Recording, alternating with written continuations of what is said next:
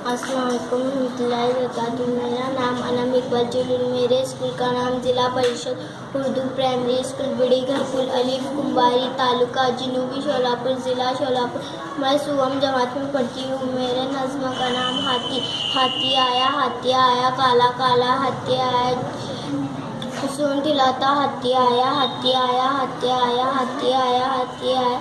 काला काला हाथी आया झूम झूम के हाथी आया गन्ना खाते हाथी आया काला काला हाथी आया मेरा प्यारा हाथी आया मेरा साथी हाथी आया काला काला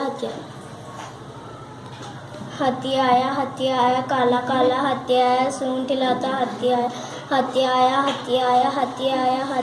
काला काला हाथी आया झूम झूम के हाथी आया गन्ना खाते हाथी आया काला काला हाथी आया मेरा प्यारा हाथी आया मेरा साथी हाथी आया काला काला हाथी आया।